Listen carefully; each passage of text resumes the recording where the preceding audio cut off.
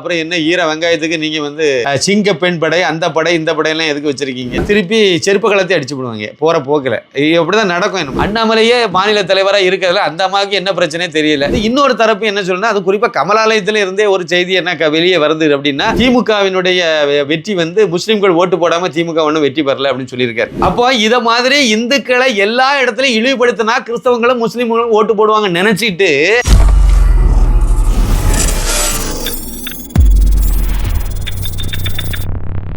சாமானியன் குரல் தேசியவாதிகளுக்கு எனது பணிவான வணக்கம்.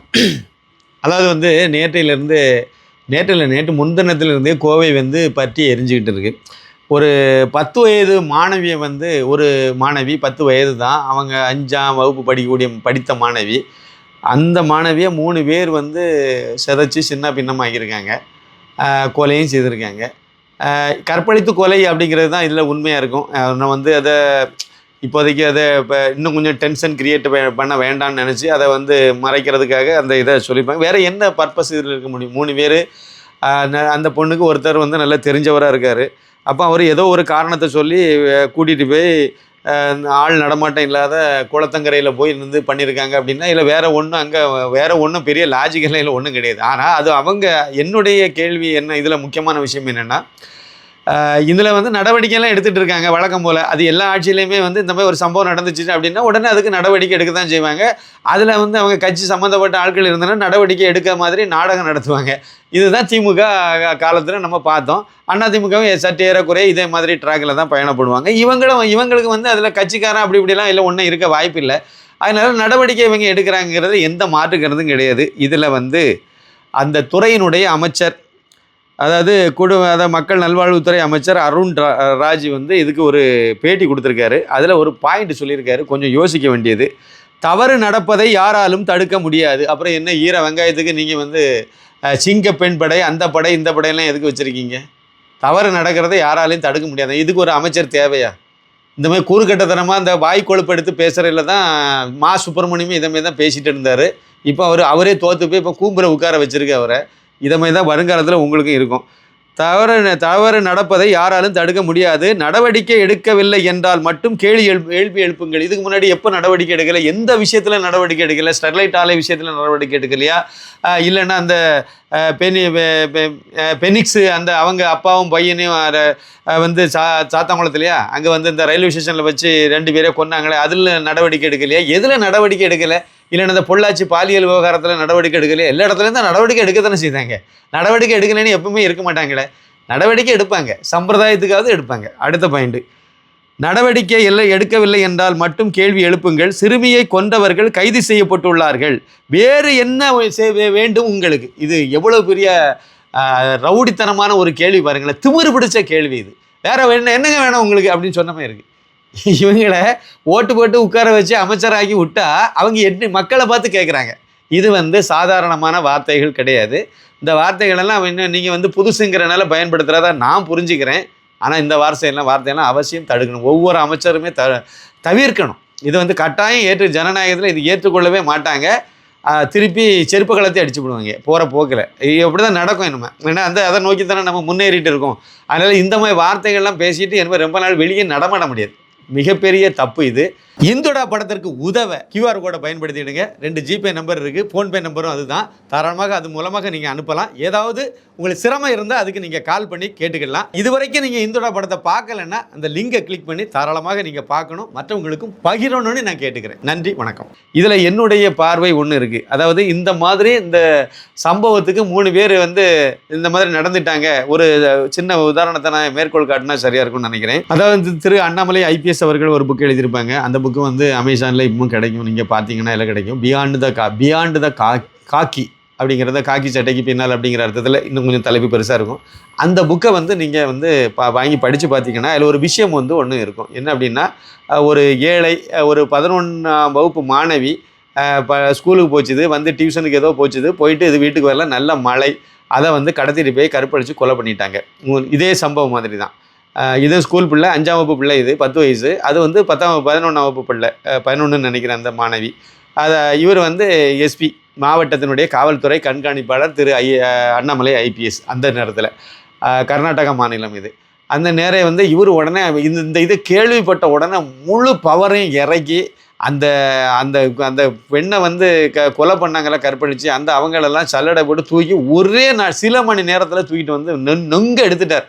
சட்டப்படி நான் வந்து அவங்களுக்கு என்னெல்லாம் பண்ணணுமோ அவ்வளோத்தையும் பண்ணி முடிச்சுட்டு இப்போ அந்த பெற்றோர்கிட்ட போய் அந்த அம்மாட்ட போய் நிற்கிறாரு. இவர் ஏழை தாய், அது படிப்பறிவு இல்லாதவங்க, அவங்கக்கிட்ட போய் அம்மா நான் சட்டப்படி இவர் சொன்ன மாதிரி தான் சட்டப்படி உங்களுக்கு செய்ய வேண்டிய எல்லா விஷயத்தையும் பண்ணிவிட்டு அவங்களுக்கு கடுமையான தண்டனை கிடைக்கிறதுக்கு என்ன செக்ஷன்லாம் போடணுமோ அவ்வளோ செக்ஷனையும் போட்டு என்னால் மேக்சிமம் அந்த பாப்பாவுக்கு நீதி கிடைக்கிறதுக்கு என்னெல்லாம் பண்ணணுமோ அவ்வளோத்தையும் நான் பண்ணிட்டேன்னு இவர் போய் சொன்னபோது அந்த அம்மா கேட்ட ஒரே ஒரு கேள்வி தான், என் மகள் எங்கே, என் மகளை நீங்கள் திருப்பி தர முடியுமா? இந்த கேள்வி தான் அவங்க கேட்டது. என் மகள் எங்கே, என் மகளை திருப்பி உங்களால் தர முடியுமா, என் மகளை உங்களால் திருப்பி தர முடியுமாங்கிற வார்த்தையை இது மாதிரி இன்னும் நிறைய சம்பவங்கள் தான் நிறைய இடங்கள்ல இந்த போதைப் பொருள் கடத்தல், போதைப் பொருள் விற்கிறது, அதில் பயன்படுத்துகிற வயசுக்கு சின்ன ஸ்கூல் பையன்மாரு இதெல்லாம் பார்த்துட்டு தான் கடைசியில் ஒரு முடிவு எடுத்துட்டு அப்போ ஒரு வார்த்தையை அவர் வந்து பயன்படுத்தினார், சிஸ்டம் சரியில்லை. அந்த புக்கை படித்து பார்த்தீங்கன்னா ஒன்று நல்லா தெரியும், அந்த புக்கில் இருக்கும், சிஸ்டம் சரியில்லை. அப்போ சிஸ்டத்தை சரி பண்ணால் மட்டும்தான் இந்த மாதிரியான தவறுகள் நடக்காமல் பாதுகாக்க முடியும். அப்போ சிஸ்டத்தை சரி பண்ணணும் அப்படின்னா நாம் என்னதான் காவல்துறை அதிகாரியாக இருந்தாலும் அது சாத்தியப்படாது. ஏன்னா நம்ம வந்து அதை இந்த அளவுக்கு தான் நம்மளால் பண்ண முடியும். ஆனால் இது எதுக்கு காரணம் என்னங்கிறத ஆராய்ந்து அந்த இடத்த சரி பண்ணால் மட்டும்தான் இது எதுவுமே நடக்காமல் இருக்கும்.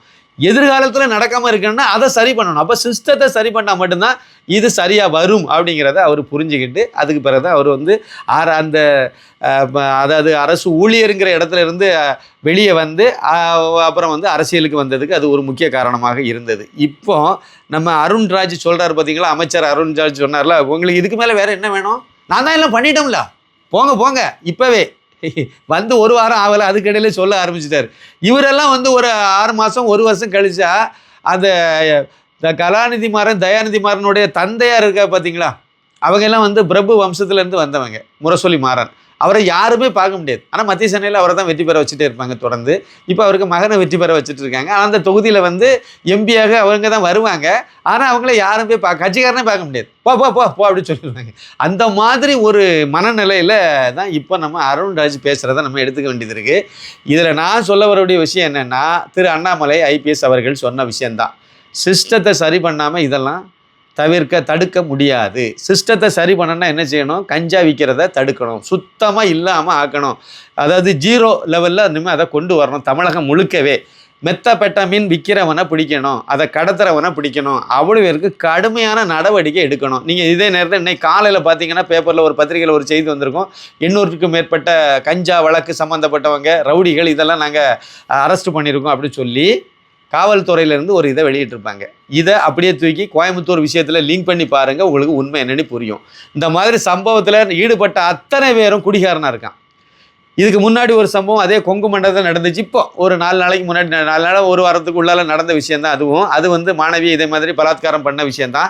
அதுலேயும் பார்த்தீங்கன்னா அவங்களுக்கு வந்து அதில் ஈடுபட்டவங்களுக்கு வந்து போதைப் பொருள் இருக்கும் அவசியம். ஒன்று குடிகாரனாக இருப்பான், அதுக்கு மேலே போதைப் பொருளை பயன்படுத்தினவனாக இருப்பான். கஞ்சா, மெத்தபெட்டமின் இது மாதிரியான போதைப் பொருளை பயன்படுத்துகிறவனாக தான் இருக்கக்கூடியது தான் நம்ம. இதுதான் உண்மையும் கூட. ஒருத்தன் சாதாரணமாக இருக்கும்போது அவன் பெருசாக மிருகமாக மாற மாட்டான், ஓரளவுக்கு மனுஷனாக தான் இருப்பான். நம்ம கலாச்சாரம், தமிழக கலாச்சாரம், இந்த திராவிடிய மாடல் வந்து அவனை வேறு மாதிரி தான் சித்தரித்து கொண்டு போகுது. அவனுடைய மனசை வந்து வேறு திசைக்கு தான் இழுத்துட்டு போய், இருந்தாலும் ஓரளவுக்கு அவன் அந்த மனுஷங்கிற இல்லை கொஞ்சம் தான் தடுமாறுவான். மற்றபடி பெரும்பாலும் அவன் வந்து அந்த தவறுகளை செய்கிற, இந்த மாதிரிப்பட்ட குற்றங்களை செய்கிறதுல பெருசாக ஈடுபட மாட்டான். ஒரு அளவுக்கு தான் லைட்டாக போகிறவனா கொஞ்சம் மிருகங்கள் இருக்குதுன்னு செய்யும், அதை மாதிரி இருக்கும். ஆனால் அதை தாண்டி ஒருத்தன் போதைக்கு, அதாவது ட்ரிங்க்ஸ் அடிக்க ஆரம்பித்த மது அருந்திட்டான்னு வச்சுருங்களா, அந்த மது அருந்துறவன் கொஞ்சம் மிருகமாக மாறிடுவான். ஒரு 25% 30% அவன் மிருகமாக மாறுறான்னு வச்சுருங்களா. இதுவே கஞ்சா, மெத்தபெட்டமின் இது மாதிரியான போதைப் பொருளை, இந்த சிந்தட்டிக் ட்ரக்ஸ்ன்னு சொல்கிறாங்கல்ல, இதெல்லாம் பயன்படுத்துகிறவனை பார்த்தீங்கன்னா அவன் உச்சத்துக்கு போயிடுவான். 100% மிருகமாக மாறிடுவான். என்ன நடக்குதுன்னு அவனுக்கு தெரியாது. எது சரி எது தப்பு, நம்ம இப்போ பண்ணுறது சரியா தப்பா எதுவுமே அவனுக்கு தெரியாது. அப்போ மொத்தமாக மிருகமாக மாறிடுவான். நீங்கள் அவனை போய் அடிங்க, அவனுக்கு வலிக்காது. அவனுக்கு கையை வெட்டுங்க, அவனுக்கு வலிக்காது. ஏன்னா அவன் இருக்கக்கூடியது போதையில் இருக்கான். அது இறங்கினா தான் அவனுக்கு அந்த வலியை உணர முடியும். இந்த லெவலுக்கு அவன் போயிடுறதா சொல்கிறாங்க. அப்போ இப்படிப்பட்ட மிருகத்தை நீங்கள் அந்த மிருகத்தை கண்டுபிடிச்சி ஒவ்வொருத்தரையாக போட்டு கொல்ல போடுறீங்களா? அது வந்து சிஸ்டத்தில் அது வந்து சரியானது கிடையாது. செய்ய வேண்டியது அந்த போதைப் பொருளை உள்ளே கொண்டு வரக்கூடாது. இதுக்கு முன்னாடி சொல்லிட்டு இருந்தாங்க பாருங்க, அது குஜராத் மூலமாகத்தான். எது மூலமாக வந்தாலும் தமிழ்நாட்டுக்குள்ளே எங்கேருந்து வருது? இங்கேருந்து இங்கே கெட்டு குட்டிச்சோறு ஆகிட்டு இருக்கிறது மட்டும் இல்லாமல் இலங்கைக்கும் அனுப்பிவிட்டு, இலங்கையிலையும் கடத்தல் மூலமாக அங்கேயும் போய் அங்கேயும் இதே தான் நடக்குது. ராமேஸ்வரம், நாகப்பட்டினத்தில் நீங்கள் நல்லா தேடி பிடிச்சிங்கன்னா, ராமேஸ்வரம், நாகப்பட்டினம் இந்த பகுதி கடலோர கிராமங்களில் பிடிச்சிங்கன்னா தினசரி இன்னமும் கடத்திக்கிட்டு தான் இருக்காங்க. கடத்தலைன்னு எப்படி சொல்லுவீங்க? கல்வராயன் மலையில் இன்னமும் கள்ளச்சாராயம் காய்ச்சிட்டு தான் இருக்காங்க. அதை எப்படி அதை ஒழிச்சா தானே நீங்கள் கள்ளச்சாராயத்தை ஒழிக்க முடியும். அவங்க ஒன்றும் நல்ல சாராயம் கிடையாது, கள்ளச்சாராயம் ஒழிக்க முடியலையா? அதை நீங்கள் ஒழிங்க. போதைப் பொருளை சுத்தமாக தமிழ்நாட்டில் இல்லாமல் ஆக்குங்கள். இவங்க ஆட்சிக்கு வந்த உடனே எதுவும் புது ஆட்சி வந்ததுன்னா கொஞ்ச நாள் அந்த திருடர்கள் அந்த கும்பல் எல்லாம் கொஞ்சம் பதுங்கும், அது பிறகு பைய வெளியே வரும். இது இவங்க ஆட்சிக்கு வந்த பிறகு அவங்க பதுங்கவே இல்லை, தைரியமாக செய்கிறாங்க, தைரியமாக செயல்படுறாங்க. அப்போ தான் எல்லா இடமும் சப்ளை கிடைக்குது. இதில் முக்கியமாக அதிகமாக ஈடுபட்டிருக்கக்கூடிய ஆட்கள் யாருன்னு பார்த்தீங்கன்னா அப்பாவித்தனமான விடுதலை சிறுத்தைகளினுடைய தொண்டர்கள். அப்பாவி தொண்டர்கள் நிறைய பேர் இதில் ஈடுபடுத்தப்பட்டிருக்காங்க. அவங்களா ஈடுபட்டாங்கன்னு நான் சொல்ல மாட்டேன், அவங்கள பயன்படுத்திட்டு இருக்காங்க. அந்த ஏழ்மையை பயன்படுத்தி அந்த சமுதாயத்தில் உள்ளவங்களை அதிகமாக பயன்படுத்துகிறாங்க. திமுககாரங்களும் நிறைய இந்த கீழ்மட்டத்தில் இந்த வேலையை செஞ்சுட்டு இருக்காங்க. மேல் மட்டத்தில் நல்ல ஆடம்பர காரில் சுற்றிட்டு தெரியுறவங்களுக்கு கீழ்மட்டத்தில் இந்த மாதிரிப்பட்டவங்களை பயன்படுத்தி இந்த போதைப் பொருட்கள் எல்லாம் கடத்துறது, அப்புறம் கொண்டு போய் விற்கிறது. இந்த இடங்கள்லாம் நிறைய தமிழ்நாடு முழுக்க இது காவல்துறைக்கு நல்லா தெரியும். நீங்கள் அதே விடுதலை சிறுத்தைகளில் உள்ள கொண்டு போய் அமைச்சராக வச்சுக்கிட்டீங்க. இனிமேல் அவர் தான் வெளியே வருவார். அவர் தான் வருவார். யார்? நம்ம வன்னி அரசு தான் என்ன பண்ணுவார் அப்படின்னு. அதே ஒரு கொலை குற்றவாளி கோர்ட்டு உத்தரவை வாங்கிட்டு வெளியே நிற்கிறார், அவ்வளோதான். என்னைக்குனாலும் அதுக்கு தண்டனை குற்றவாளி. அவர் கொலை குற்றவாளி மட்டும் இல்லை, தண்டனை நிரூபிக்கப்பட்டவர். அந்த தண்டனையை தள்ளி வச்சுருக்காங்க, அவ்வளோதானே. போஸ்ட்மார்ட்டம் தான் பனிஷ்மெண்ட் அந்த கேட்டகரியில் வெளியே உலாவிட்டு தெரியுது. இது அது அமைச்சராக்கி வச்சுருக்கீங்க. இது சட்டத்தை அதை விட முக்கியம், திண்டிவனம் தொகுதி இந்த ஆள் போட்டியிட்ட தொகுதி, அந்த தொகுதி தனி தொகுதி. இந்த ஆள் கிறிஸ்தவர், இவர் கல்யாணத்தோட மதம் மாதிரி போயாச்சு. அப்போவே நாசமாயிட்டு. அப்போ போயிட்டு நீ மதம் மாதிரி போகிறது உங்களுடைய விஷயம், ஒரு உரிமை. போயிட்டு அது பிறகு நீங்கள் பொது தொகுதியில் தானே போட்டியிடணும். பிசி ஆகிட்டீங்க, இப்போ எஸ்சியிலே கிடையாது. ஆனால் 420 வேலை பார்த்து இந்து ஆதி திராவிடர்னு போர்ஜரியாக போலி ஆவணத்தை கொடுத்து இவர் திண்டிவனம்ங்கிற தனி தொகுதியில் நின்று போட்டியிட்டு வெற்றி பெற்று அமைச்சராகவும் ஆயிட்டார். இவர் என்ன வேலை பார்ப்பாரு என்ன சொல்லுங்கள்? சமூக நலத்துறை அமைச்சர். என்ன வேலை பார்ப்பாருன்னு நினைக்கிறீங்க? தங்கு தடை இல்லாமல் போதைப் பொருள் தமிழ்நாட்டில் போகிறதுக்கு வழிவகை பண்ணுவார். ஏன்னா அவங்க கட்சிக்காரங்க தானே அதிகமாக ஈடுபட்டிருக்காங்க. அதனால் இது என்னமே அவங்க எல்லாம் இதில் பிரச்சனையில் மாட்டும்போது அது நம்ம ஆள் விட்டுருங்கன்னு சொல்லுவாங்க, அவ்வளோதான். போலீஸ் ஸ்டேஷனில் அமைச்சரே சொல்லுவார், விட்டுரு நம்ம ஆளுன்னு சொல்லுவார், அவ்வளோதான். இதான் நடக்க போகுது. இதெல்லாம் நடக்காமல் இருக்கணும். அதுக்கு முதலமைச்சர் ஜோசப் விஜய் அவர்கள் சாட்டை எடுத்து சுழத்தணும். அதில் தயவு தாட்சண்யம் இல்லாமல் இதை பண்ணினா மட்டும்தான் பெண்களுக்கு எதிர்காலம் பாதுகாப்பாக அமையும். சிங்கப்படைன்னு ஒன்று வச்சிங்களா, அந்த படை என்ன செய்துட்டு இருக்கு? பெண்களுக்கு பாதுகாப்புன்னு சொல்லி தானே கொண்டு வந்தீங்க. இப்போ பாதுகாப்பே இல்லாமல் போதில்ல. ஏன்? அப்போ அந்த படை வேலையை செய்யலையா? கொடுக்க முடியாது சார். தமிழ்நாட்டில் இருக்கக்கூடிய 8 கோடி மக்களுக்கும் ஒவ்வொருத்தருக்கும் தனித்தனியாக ஒரு போலீஸுக்காரன்லாம் அனுப்ப முடியாது. அப்போது இது நடக்காமல் தடுக்கலாம், போதைப் பொருளை உள்ளே வராமல் தடுக்கலாம். அவ்வளவு டாஸ்மார்க்கையும் மூடலாம். மூடிட்டீங்கன்னா அங்கே இருக்க முக்கால்வாசி பிரச்சனை சால்வ் ஆயிரும். அது பிறகு அங்கொன்று இங்கொன்று நடக்கிறத நீங்கள் ரிவீட் அடிச்சிட்டிங்கனாலே, அந்த கடுமையான தண்டனை கொடுத்துட்டிங்கனாலே ஆட்டோமேட்டிக்காக அவன் வழிக்கு வந்துடுவான். அதனால் மாவுக்கட்டு தான் இதுக்கு பிரதானமான சொல்யூஷனாக இருக்கும். மாவுக்கட்டுங்கிறத அவனை பயமுறுத்துறதுக்கு அவனை பயமுறுத்தலாம். ஆனால் மனுஷனாக இருந்தால் தானே பயப்படுவான். செய்கிறவன் தான் மனுஷனாக இல்லையா, மிருகமாக மாறிடுறானே. அப்படின்னா நீங்கள் செய்ய வேண்டிய வேலை, முக்கியமான வேலை அதாவது இது நடக்காமல் தடுக்கணும். அப்படின்னா போதைப் பொருளை சுத்தமாக காலி பண்ணணும். மது நீங்கள் இப்போ 717 மதுபான கடைகளை நாங்கள் மூடி இருக்கோன்னு சொல்கிறீங்க. காரணம் என்ன சொல்கிறீங்க? கோயில் பக்கத்தில் இருந்துச்சு, இது பஸ் டெப்போ பக்கத்தில் இருந்துச்சு, இது பள்ளிக்கூடம் பக்கத்தில் இருந்துச்சு. இந்த 3 காரணத்தை தான் நீங்கள் சொல்லியிருக்கீங்க. ஆனால் உண்மையிலே நீங்கள் என்ன சொல்லியிருக்கணும்? நாங்கள் மது ஒழிப்புங்கிறது எங்களுடைய கொள்கை, அப்படி நீங்கள் ஒன்றும் தேர்தல் வாக்குறுதியில் கொடுக்கல. அதை நம்ம பார்க்கணும். இல்லை, மது ஒழிப்புங்கிறத நாங்கள் முன்னெடுத்திருக்கோம். அதில் முதல் கட்டமாக நாங்கள் இதை பண்ணியிருக்கோம். அடுத்து இன்னும் அடுத்த வருஷத்தில் இன்னும் ஒரு 1000 கடையை நாங்கள் மூட போகிறோம். இப்படி கொஞ்சம் சொன்னீங்கன்னா கொஞ்சம் ஆறுதலாக இருக்கும். ஆனால் அப்படி இல்லை, இந்தந்த இடங்களில் இருக்கிறதுனால நாங்கள் அதை மாற்றிருக்கோம். அப்படின்னா இதெல்லாம் இன்னும் ஒரு மாதம் 2 மாதம் இன்னொரு இடத்துல நாங்கள் திறக்க போகிறோம்னு அர்த்தம். சரியா? இவங்க அதில் தெளிவாக தான் இருக்காங்க. மதுபான கடைகளை மூட மாட்டாங்க. தமிழ்நாட்டில் திமுககாரன் அவ்வளோ தான்.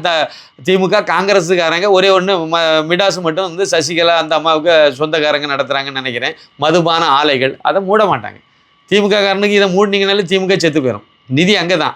அதனால் டிஆர் பாலுக்கே இருக்குது, ஜெகத்ராஜ் சேகர்னு இருக்குது. யாருக்கு இல்லை சொல்லுங்கள்? எல்லாமே எஸ்என்ஜே எல்லாமே திமுக நேரடியாகவும் மறைமுகமாகவும் திமுக காரங்களுடைய மதுபான ஆலைகள் தான். அதை நீங்கள் மூடலாம்ல. நீங்கள் வந்து புதிய ஆளதானே வந்திருக்கீங்க, ஏன் மூட மாட்டேங்கிறீங்க? எல்லா இடமும் கமிஷன் கட்டிங், இதை தான் நீங்களும் செய்ய போகிறீங்கிறது தான் என்னுடைய பார்வையாக இருக்குது. நீங்கள் அதை தயவு தாட்சியம் இல்லாமல் இதெல்லாம் மது தயாரிக்கிறதுக்கும் விற்கிறதுக்கும் தமிழகத்தில் தடைன்னு கொண்டு வந்துட்டீங்கன்னா இது அவ்வளோ இது விடை கிடச்சி போயிடும். இந்த மாதிரி சம்பவமே நடக்காமல் போயிடும். 2-3 மாதத்துக்கு 3-4 மாதம் இருந்தாங்கன்னு நினைக்கிறேன். அதாவது இந்த கொரோனா காலகட்டத்தில் எல்லா டாஸ்மார்க்கையும் இழுத்து மூடிட்டாங்க. எத்தனை குடிகாரன் செத்தான், ஒருத்தனும் சாவலையே. அதனால் ஒரே நாள் மூடுனா அங்கே ஒருத்தருக்கு யாரும் இந்த பாதிப்பெல்லாம் வரப்போகிறது இல்லை. அதில் மக்கள் ஏற்கனவே நம்ம சமீபத்தில் கொரோனா காலகட்டத்திலே நேரடியாக அனுபவிச்சிருக்கோம். அதனால் தயவு தாட்சியம் இல்லாமல் ஒட்டுமொத்த மதுக்கடையும் மூடுங்க. அதே மாதிரி போதைப் பொருளை வந்து ரொம்ப ஸ்ட்ரிக்டாக நடவடிக்கை எடுத்து போலீஸ் டிபார்ட்மெண்ட்லேருந்து யாரெல்லாம் துணை போகிறாங்களோ அவர்களுக்கு இந்த டவுசர் அந்த யூனிஃபார்மை கலத்துங்க. தானாக இது வந்து கட்டுப்பாட்டுக்குள்ளே வரும். இது மாதிரி தப்பு நடக்காமல் போகும். இல்லை அப்படின்னா பள்ளிக்கூட லெவலில் கொண்டு சேர்த்துட்டாங்க. காலேஜ் லெவல் முன்னாடியெல்லாம் காலேஜில் 1-2 நடந்துட்டு இருந்துச்சு. இப்போ பள்ளிக்கூட லெவல்லையே இந்த போதைப் பொருளெல்லாம் போய் சேர்ந்துட்டு இன்னும் மாணவிகள் குடிக்க ஆரம்பிச்சிட்டாங்க. ஸ்கூல் கிளாஸ் ரூமில் உட்காந்துருந்து இப்போ பிறந்த நாள் கொண்டாடுறோம்னு சொல்லிட்டு பீர் அடிக்க ஆரம்பிச்சிட்டாங்க. இதெல்லாம் மோசமான நிலைமைக்கு எல்லாத்தையும் இழுத்துட்டு போகுது. இது யாரும் கட்டுப்படுத்த முடியாது. இதை கட்டுப்படுத்தினீங்கன்னா எல்லாமே நல்லா மாறிடும். அதுக்கு முயற்சி செய்தால் நல்லாயிருக்கும். இது என்னுடைய படிமான கோரிக்கை. நடக்குமா நடக்காதாங்கிறது எனக்கு தெரியாது. அடுத்து ஒரு சின்ன முக்கியமான ஒரு விஷயத்த நான் உங்கள்கிட்ட பகிர்ந்துக்கணும். என்ன அப்படின்னா, இந்துடா படத்தை இது வரைக்கும் பார்க்காதாங்க அவசியம் பாருங்கள். 2 நம்பர் கொடுக்குறோம். உங்களுக்கு வந்து அந்த இதில் ஏதாவது லிங்க் கிடைக்கல வைக்கல அப்படின்னு சொன்னால் நீங்கள் கண்டிப்பாக இந்த நம்பருக்கு ஃபோன் பண்ணி நீங்கள் இந்த லிங்க் கேளுங்க. அவசியம் உங்களுக்கு லிங்க் அனுப்பி தருவாங்க. 9094239666. இன்னொரு நம்பர் வந்து 9092345641. இந்த 2 நம்பரும் ஜிபே நம்பர், ஃபோன்பே நம்பரும் இது தான். இந்த ஒரு QR கோடும் கொடுக்குறோம். இதில் உங்களுக்கு இந்த வாலண்டரி கான்ட்ரிபியூஷன் நீங்கள் பண்ணணும்னு நினைக்கிறவங்க அவசியம் இது மூலமாக நீங்கள் உங்களால் முடிஞ்ச நிதி பங்களிப்பை பண்ணுங்கள்.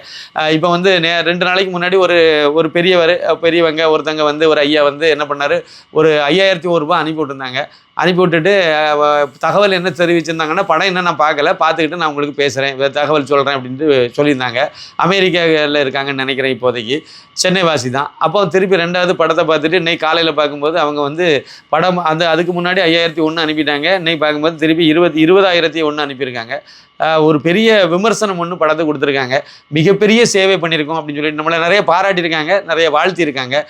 அதில் வந்து உள்ள அந்த படத்தினுடைய நிறைய விஷயங்களை எடுத்து அந்த எப்படி வந்து இந்த ஏழைகளுடைய வயிற்றில் அடிக்கிறாங்க, குறிப்பாக அந்த பட்டியலின சமுதாயத்தில் உள்ள ஏழைகளுடைய இதை எப்படி படத்தில் நம்ம காணிச்சிருக்கோமோ இதெல்லாம் அவங்க சுட்டி காணிச்சாங்க.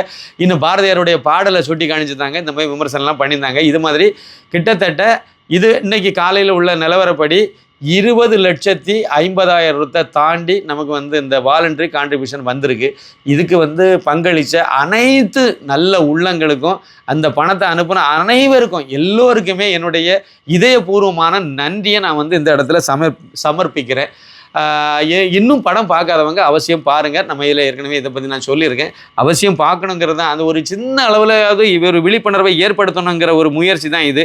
அதுக்கு நீங்களும் ஒத்துழைக்கணுங்கிறது என்னுடைய பணிவான வேண்டுகோள். அடுத்ததாக வந்து இன்னைக்கு காலையில் உள்ள செய்திப்படி நீங்கள் பார்த்தீங்கன்னா 22 பேர் முன்னாள் அமைச்சர்கள் மேலே வந்து, அதாவது திமுக அமைச்சர் சிலர் அதிமுக அமைச்சர், இவங்க மேலே வந்து அமலாக்கத்துறை கிடுக்குப்பிடி போட்டு பழையபடி மீண்டும் விசாரணை வந்து துரிதப்படுத்தியிருக்காங்க அப்படிங்கிற ஒரு செய்தியை வந்து காலையில் நீங்கள் இப்போ காலை பத்திரிகையில் நீங்கள் பார்த்துருப்பீங்க. இதில் வந்து திமுக தரப்பில் இருந்து பார்த்தீங்கன்னா செந்தில் பாலாஜி, துரைமுருகன், பொன்முடி, MRK பன்னீர்செல்வம், சாத்தூர் ராமச்சந்திரன், மா சுப்பிரமணியம், பெரியசாமி, அனிதா ராதாகிருஷ்ணன், கீதா ஜீவன், இன்னும் இது உள்பட இன்னும் நிறைய பேர் இதுக்குள்ளால லிஸ்ட்டில் இருக்காங்க. அதிமுக தரப்பில் பார்த்தீங்கன்னா SP வேலுமணி, அதேபோல் C Vijayabaskar, MR Vijayabaskar, KC Veeramani, Kamaraj, இவங்க எல்லாம் அதுக்குள்ளால வராங்க. இந்த லிஸ்ட்டில் இந்த விசாரணை வளையத்துக்குள்ளால வராங்க. இவங்க எல்லாருமே யாருன்னா, அதாவது வருமானத்துக்கு அதிகமாக சொத்து சேர்த்தது, அப்புறம் வந்து மோசடி பண்ணி படம் சம்பாதித்தது, இந்த வழக்கில் சம்மந்தப்பட்டவங்க, FIR வாங்கினவங்க, இவங்க மேலே தான் ஏற்கனவே விசாரணை நடந்துட்டு இருந்துச்சு. இதில் வந்து நிறைய பேருடைய மேலே வந்து ஏற்கனவே திரு அண்ணாமலை IPS அவர்கள் வந்து மாநில தலைவராக இருந்தபோது DMK ஃபைல் 1, DMK ஃபைல்ஸ் 2 இதெல்லாம் வெளியிட்டிருந்தாங்க. அந்த வெளியிட்டதில் ஒரு சின்ன சம்பவம் என்னென்னா, இவர் எல்லாமே அனுப்பிட்டார், எல்லாம் கவர்னரையும் கொடுத்துட்டாரு, எல்லாமே முறைப்படி செய்துட்டாரு. ஆனால் மேலே இருந்து நடவடிக்கை கரெக்டாக எடுக்கலை. இதை வந்து பல யூடியூபர்ஸ் வந்து சுட்டி காட்டி கடுமையாக விமர்சனம் பண்ணியிருந்தாங்க. திமுக கூட வந்து பாஜக மேலிடம் ஒரு அண்டர் லிங்கில் இருக்குது, அதனால தான் இதில் வந்து நடவடிக்கை எடுக்கலை. இதில் வந்து அமித்ஷாவும் பையனும் வந்து பொன்முடிக்க பையனும் வந்து லிங்கில் இருக்காங்க, அதனால தான் வந்து நடவடிக்கை எடுக்கலை அப்படியெல்லாம் நிறைய இதை சொல்லியிருந்தாங்க. ஆனால் எனக்கு தெரிஞ்சு இது எல்லாமே வந்து நிதி சம்மந்தப்பட்டது. நிதித்துறை சம்பந்தப்பட்டது. நிர்மலா சீதாராமன் அவர்கள் தான் வந்து அந்த துறையினுடைய அமைச்சர். அதனால அவங்களுடைய ஒரு சுய காரணத்துக்காக இதை பண்ணது யாரு?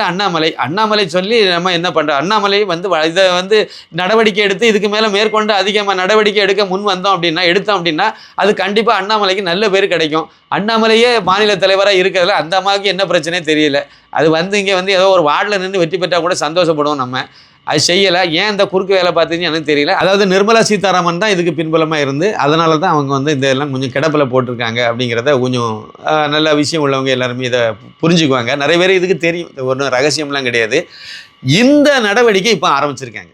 இப்போ வந்து அப்படின்னா திரு அண்ணாமலை ஐபிஎஸ் வந்து இந்த மாதிரிப்பட்ட அந்த திமுக ஊழல் பேர்வழிகளுக்கு மேலே நடவடிக்கை எடுக்கணும்னு கொடுத்த ஃபைலுக்கு மேலே ஒரு முட்டுக்கட்டை டெல்லியில் போட்டு வச்சுருந்தாங்கல்ல, நான் நிர்மலா சீதாராமன் தான் சொல்லுவேன் இந்த இடத்துல, அந்த அம்மா பண்ணியிருந்தாங்கல்ல, அதை உடைச்சி இல்லைன்னா அந்த முட்டுக்கட்டை இப்போ விலைக்கு நீங்கள் ஃப்ரீடமாக நடவடிக்கை எடுங்கிறத திறந்து விட்டுருக்காங்க. அதனால தான் இப்போ அமலாக்கத்துறை முதல் கட்டமாக வந்திருக்கு. அடுத்தால வருமான வரித்துறை மற்ற துறைகளும் வந்து கொஞ்சம் சிவியரான நடவடிக்கையை நம்ம மேற்கொள்வாங்க அப்படிங்கிறது என்னுடைய கருத்து இந்த இடத்துல. அப்படின்னா இதில் வேற ஒரு விஷயம் எனக்கு அரசியல் ரீதியாக எனக்கு ஒரு புரிதல் வருது. என்ன அப்படின்னா, திரு அண்ணாமலை ஐபிஎஸ்னுடைய கோரிக்கை இது. அப்போ அவருடைய கோரிக்கை இப்போ நடைமுறைக்கு வருது, மேலே இருந்து செய்கிறாங்க. இதுக்கு மேலே என்ன காரணத்தை வேணாலும் அவங்க முன்னாடி சொல்லிட்டு அந்த நடவடிக்கை எடுக்காமல் தடுத்து கிடப்பில் போட்டிருக்கலாம், இல்லைன்னா தள்ளி வச்சிருக்கலாம். ஆனால் இப்போ வந்து அண்ணாமலையுடைய அந்த நாள் கோரிக்கை, அப்போது அவர் மாநில தலைவர் ஒரு வருஷத்துக்கு முன்னாடி அவர் கொடுத்த ஃபைல்ஸ் எல்லாம் இப்போ வேலை செய்ய ஆரம்பிக்குது. அப்படின்னா அவருடைய கோரிக்கை நிறைவேறுதுங்கிறத நம்ம இந்த இடத்துல புரிஞ்சுக்கலாம்.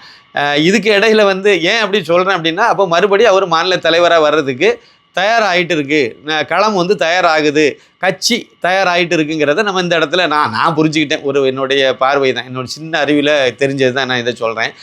அதே சமயத்தில் வந்து இன்னொரு தரப்பு என்ன சொல்லணும்னா, அது குறிப்பாக கமலாலயத்தில் இருந்தே ஒரு செய்தி என்ன வெளியே வருது அப்படின்னா, அண்ணாமலை தனி கட்சி ஆரம்பிக்க போகிறாரு அப்படி சொல்கிறார். அண்ணாமலை வந்துட்டார், கோயம்புத்தூருக்கு வந்துட்டு பழையபடி உடனடியாக மறுபடியும் இன்னொரு வெளிநாட்டு பயணம் தான் அவர் போடுறதா, ஃபேமிலி டூர் ஒன்று போகிறாராம். போயிட்டு அடுத்த மாதம் ஜூன் மாதம் 2வது வாரத்தில் மறுபடியும் வராரு. வந்த பிறகு அரசியலில் தீவிரமாக அவர் ஈடுபட போகிறாரு. இது இன்றைக்கி எனக்கு கிடைச்ச தகவல். மற்றபடி வந்து அதுக்கு களம் தயாராகிறதுங்கிறது தான் என்னுடைய பார்வையாக இருக்குது. ஆனால் அவர் தனி கட்சி ஆரம்பிக்க போகிறாருன்னு கிளப்பி விட்டு நிறைய விவாதமும் நடந்துகிட்ருக்கு. அது எந்த அளவுக்கு உண்மைங்கிறது எனக்கு தெரியாது. ஏன்னா இன்றைய சூழ்நிலையில் இது வரைக்கும் நம்ம வந்து தனி கட்சி ஏதோ ஒருத்தர் வந்து ஒரு தனி கட்சி ஆரம்பிக்கணும்னா அதுக்குன்னு சில பூர்வாங்க பணிகளெல்லாம் மேற்கொள்ளணும்ல. அந்த மாதிரி எந்த பூர்வாங்க பணியும் வந்து திரு அண்ணாமலை ஐபிஎஸ் மேற்கொண்டதாக எனக்கு தெரியல. நான் விசாரித்த வரையில் தெரியல. நான் அதுக்காண்டி நிறைய அண்ணாமலை அவர்கள்ட்ட நான் பேசினேன் அப்படின்னு நினைக்க வேண்டாம். அவர்கிட்ட நான் பேசி அவர் நேரில் பார்த்து ஒரு 4 வருஷம் இருக்கும். ஃபோனில் நான் அவர்கிட்ட பேசினதே கிடையாது. இதுதான் எனக்கும் அவருக்கும் உள்ள தொடர்பு. ஆனால் வந்து இந்த வேறு சில தகவல்கள் கிடைக்கும்ல, அந்த அடிப்படையில் பார்க்கும்போது அவர் தனி கட்சி ஆரம்பிக்கிறதில் ஆர்வம் காணிச்சு அதை பண்ணுற மாதிரி எனக்கு தெரியலை. எனக்கு கிடைச்ச தகவல் அதுதான். அதனால் அவர் வந்து மறுபடியும் வந்து பாஜக மாநில தலைவராக வருவாருங்கிறத இன்னமும் எனக்கு அதில் நம்பிக்கை இருக்குது.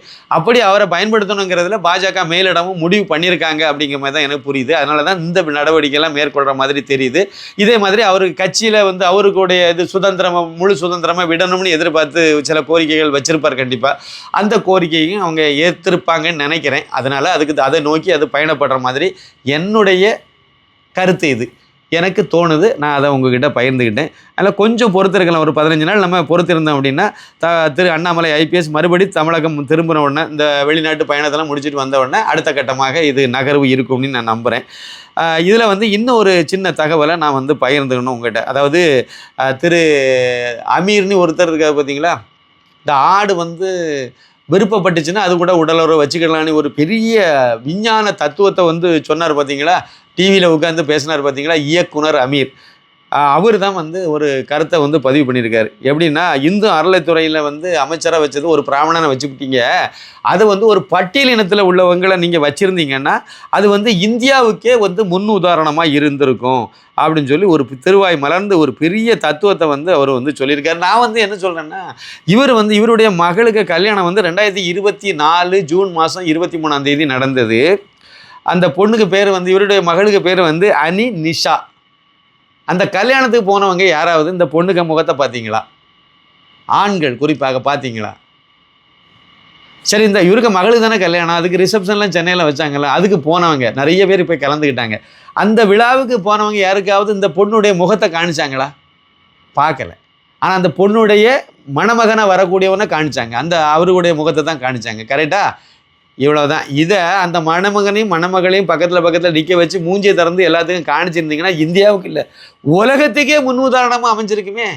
அதை விட இன்னொன்று சொல்கிறேன், உங்கள் மகளை இந்த பட்டியலினத்திலிருந்து முஸ்லீமாக மதம் மாறினவங்க இருக்காங்கல்ல, குறிப்பாக நான் ஒரு இடம் சொல்கிறேன், உங்களுக்கு தெரியாதுன்னா நான் சொல்கிறேன். அதாவது செங்கோட்டை பக்கத்தில் மீனாட்சிபுரம்னு ஒரு கிராமம் இருக்குது. அந்த கிராமத்தில் ஒரு பாதிக்கு மேற்பட்டவங்க வந்து முஸ்லீம் மதத்துக்கு 81 மதம் மாறினாங்க, மாற்றப்பட்டாங்க. அந்த கிராமத்தில் உள்ள ஒரு பையனுக்கு கல்யாணம் பண்ணி கொடுத்துருக்கலாம்ல நீங்கள். அவங்க பள்ளர் சமுதாயத்துலேருந்து மதம் மாறினவங்க தான், பட்டியலினத்துலேருந்து வந்தவங்க தான், முஸ்லீமாக தான் வாழ்ந்துட்டு இருக்காங்க, பெரிய மசூதியெல்லாம் இருக்காங்க. அதில் நிறைய பேர் இன்னும் சொல்லப்போனால் மதசாரெல்லாம் படித்து நிறைய பேர் வந்து அந்த மத குருமார்களாகவே கூட போயிட்டாங்க. அப்படிப்பட்ட ஒருத்தருக்கு உங்கள் பொண்ணை கல்யாணம் பண்ணி கொடுத்துருக்கலாமே, ஏன் அதை நீங்கள் செய்யலை? ஒரு உலகத்துக்கே ஒரு முன்மாதிரியாக அமைஞ்சிருக்கும்ல. ஊருக்கு உபதேசம். இந்து மதத்தில் இந்துக்கள் சம்பந்தப்பட்ட விஷயத்தில் யாரை கொண்டு வச்சா உங்களுக்கு என்ன? அதாவது வக்ஃபு வாரிய திருத்த சட்டம், அதில் ஒருத்தர் வந்து மாற்று மதத்தை சார்ந்த, அது அதிகாரி தான், மதவாதி கிடையாது, அரசியல்வாதி கிடையாது, மதவாதி கிடையாது, அதிகாரி மட்டத்தில் ஒருத்தரை மாற்று மதத்தில் உள்ளவரும் வைக்கணும்னு சொல்லி ஒரு திருத்தம் கொண்டு வந்தாங்க. அதுக்கு நீங்கள் என்ன பதில் சொன்னீங்க? அது எப்படி வந்து முஸ்லீம் மத சம்பந்தப்பட்ட விஷயத்தில் இன்னொரு மாற்று மதத்தை எப்படி பயன்படுத்தலாம் சொன்னீங்களா இல்லையா? தெருவா கலத்தி போட்டு ஆடுனீங்களா இல்லையா? ஏன் அதுக்கு செய்றீங்க? அதில் இன்னொருத்தர் வந்து அவர் என்ன செய்ய போகிறார்? ஒன்றும் செய்ய போகிறதில்ல. வக்ஃபு வாரிய சட்டத்தின்படி, இப்போ இருக்கக்கூடிய சட்டத்தின்படி இந்த இடம்லாம் எனக்கு தான், வக்ஃபுக்கு தான் சொந்தம்னு எழுதி வச்சுட்டிங்கன்னா அதில் இந்துக்காரன் இருக்கான், அவ்வளோ வெறும் பாதிப்பு. அவங்க காலங்காலமாக அவங்க தாத்தா பூட்டங்காலத்துலேருந்து அவனுக்கு வந்து சொத்தெல்லாம் நீங்கள் கிளைம் பண்ணிட்டு போயிருவீங்க. அப்போ அந்த இடத்துல ஒரு நடுநிலைமே ஒருத்தன் யோசிக்கணும்ல. அந்த பாதிக்கப்பட்டவனுடைய மனநிலையில் அவனுக்கும் ஒரு நியாயம் கிடைக்கிற மாதிரி பண்ணணும்ல. அப்போ அதுக்கு முழுக்க மதவெறி கும்பலையே உள்ளே இருந்தால் உங்கள் மதத்துக்கு மட்டும்தானே அவன் பேசிட்டு போவாங்க. அப்படி தானே நடந்துட்டு இருக்கு. அப்படி இல்லாமல் ஒரு நடுநிலைமையாக ஒரு நீதி வழங்கணும்னு ஒருத்தரை வச்சா அது வைக்கக்கூடாதுன்னு சொன்ன கோஷ்டி நீங்கள் இப்போ எதுக்கு வாண்டடாக வந்து வண்டியில் ஏறி நிற்கிறீங்க? அது இந்து அறநிலைத்துறையில் போய் நிற்கிறீங்க. ஏன் அதை விட ஒரு முஸ்லீமாக வச்சா இதை இன்னும் கொஞ்சம் உலகத்துக்கே முன்னுதாரணமாக இருக்குன்னு சொல்லலாமே, அது சொல்லிட வேண்டியது தானே. உண்மை சொல்ல போனால் கக்கன்ஜின்னு ஒருத்தர் இருந்தார்ல, காமராஜர் மந்திரி சபையில், அவர் இந்து அறநிலைத்துறை அமைச்சராகவும் இருந்தார், போலீஸ் அமைச்சராகவும் இருந்தார். இந்து அறநிலைத்துறையில் ஒரு பட்டியலினத்தை கொண்டு வச்சு அழகு பார்த்தவர் தான் வந்து காமராஜர். நீங்கள் கோயிலுக்குள்ளே தானே விட மாட்டேன்னு சொன்னீங்க, நான் இப்போ அவரை மந்திரி ஆக்கி விட்றேன், நீங்கள் ஒவ்வொரு கோயிலையும் அவருக்கு கும்ப மரியாதை கொடுங்கன்னு சொல்லிட்டு வச்சுட்டார். இது சரியான ஒரு அந்த காலத்தில் இது தேவைப்பட்டுச்சு.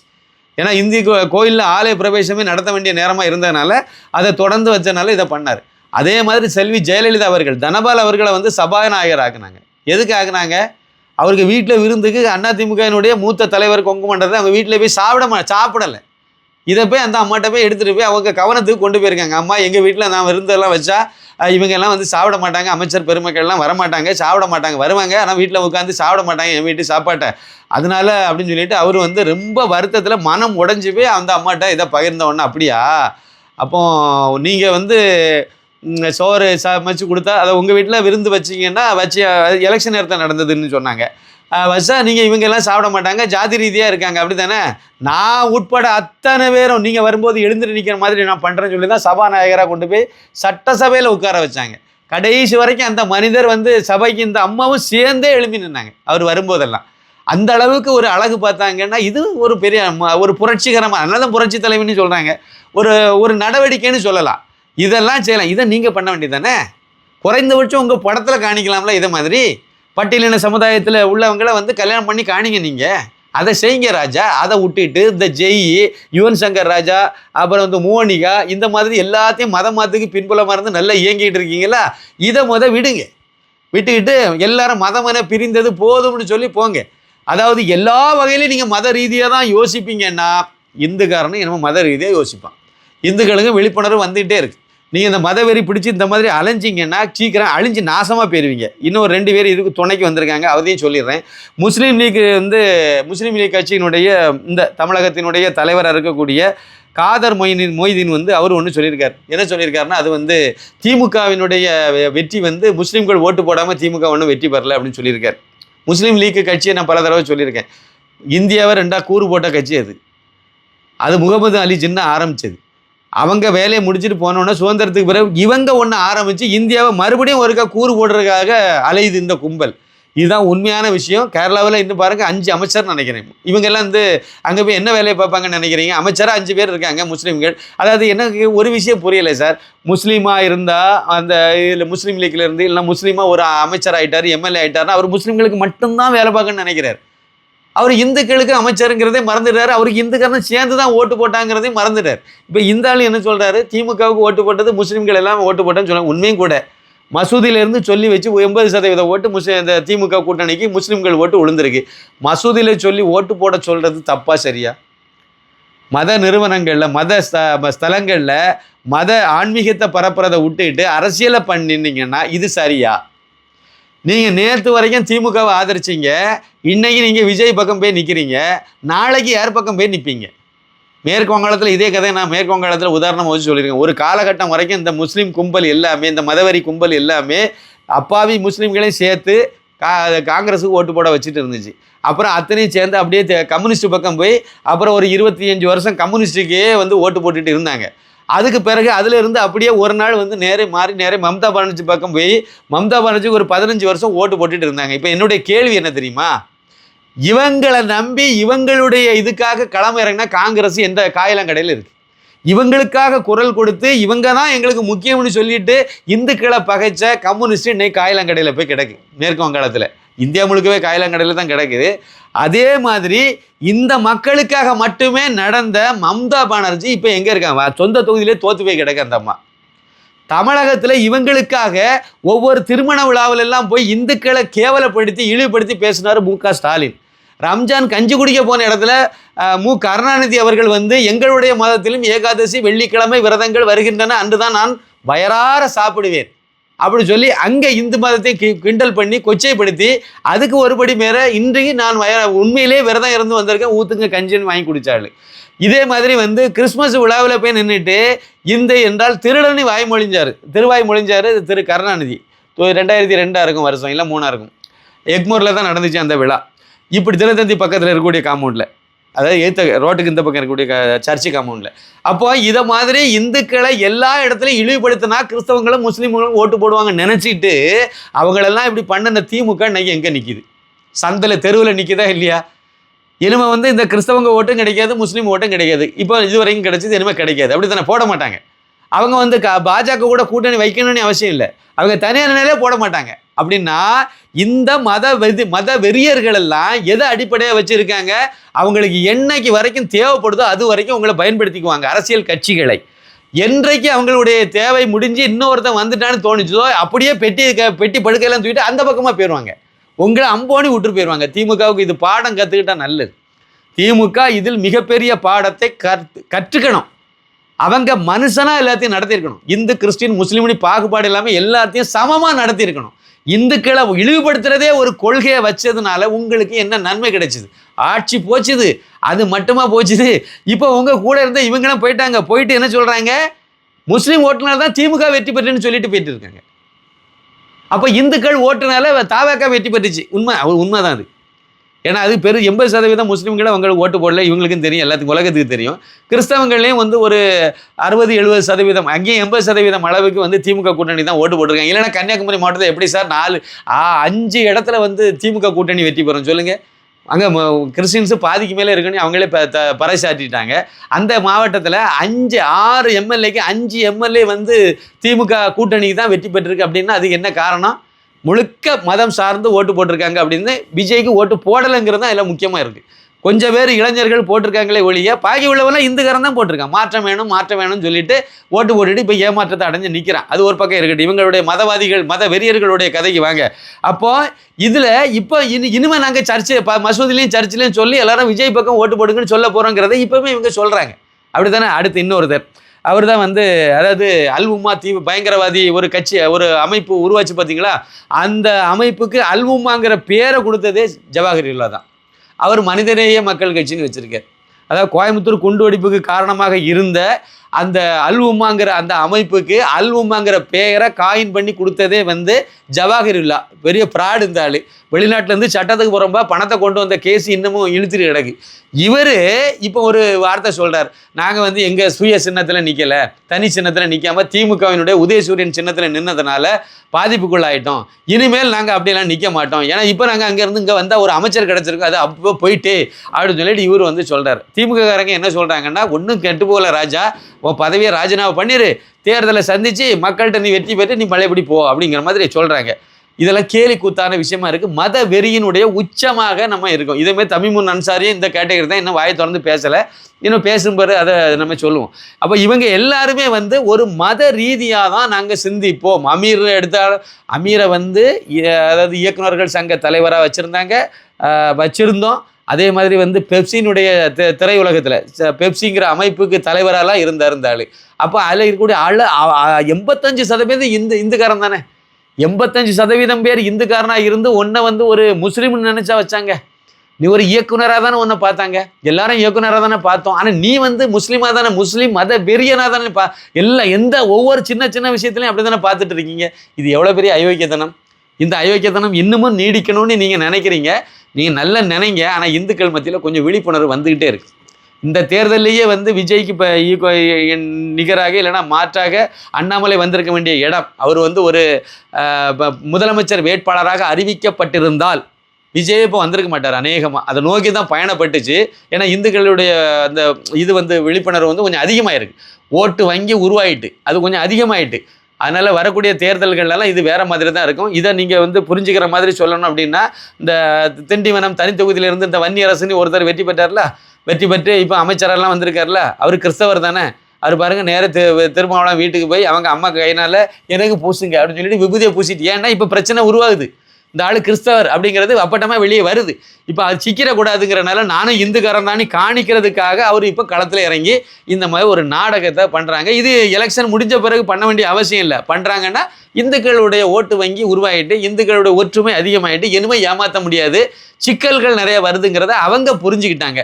இந்துக்கள் நாமும் வந்து அதை புரிஞ்சுக்கிட்டு இன்னும் கொஞ்சம் ஒருங்கிணைஞ்சு நம்ம செயல்பட்டோம் அப்படின்னா இந்த மாதிரிப்பட்ட கருங்காலிகள் எல்லாம் நம்ம காயிலங்கடைக்கு அனுப்பிவிடலாங்கிறது என்னுடைய கருத்து. மிக்க நன்றி, வணக்கம். இந்துடா படத்திற்கு உதவ QR கோடை பயன்படுத்திடுங்க. 2 ஜிபே நம்பர் இருக்குது, ஃபோன்பே நம்பரும் அதுதான். தாராளமாக அது மூலமாக நீங்கள் அனுப்பலாம். ஏதாவது உங்களுக்கு சிரமம் இருந்தால் அதுக்கு நீங்கள் கால் பண்ணி கேட்டுக்கலாம். இது வரைக்கும் நீங்கள் இந்துடா படத்தை பார்க்கலன்னா அந்த லிங்கை கிளிக் பண்ணி தாராளமாக நீங்கள் பார்க்கணும், மற்றவங்களுக்கும் பகிரணும்னு நான் கேட்டுக்கிறேன். நன்றி, வணக்கம்.